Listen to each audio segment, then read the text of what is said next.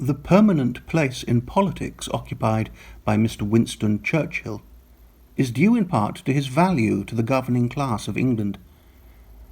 After each of his failures, they recall him and elevate him to a position of greater power, in order to make it quite clear that there is going to be no nonsense about dismissals for incompetence in the case of a member of their class. But he has humanity behind him as well as his class. A man is not a reasonable animal, and he chooses his leaders not because they know where to lead or how to lead, but simply and solely because they have comfortable conceptions of the universe, which for the instant make their followers believe that it is easy to live. The conception which has upheld Mr. Winston Churchill is that nothing is ever lost, that there is no such thing as defeat, that the word life means perpetual triumph. This is no Christian Science effort. His mind falls naturally into those folds of obese optimism, just as his face falls naturally into the chubbiness of a happy baby.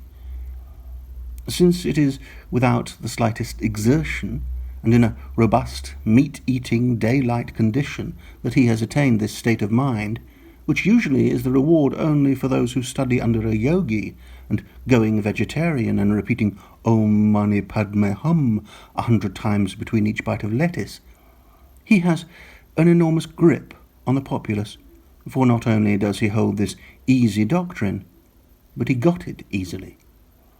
Life melts in his mouth like butter.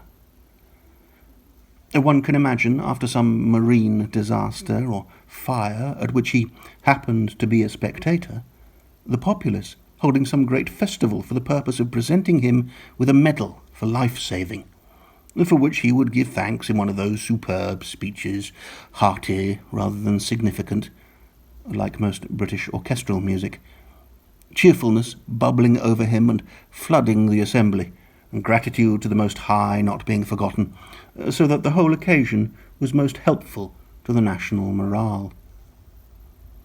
And nobody would ever remember that the distinctive character of the disaster had been that no lives had been saved whatsoever.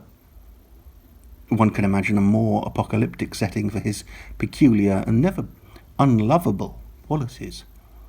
Some catastrophe involving other stars, perhaps.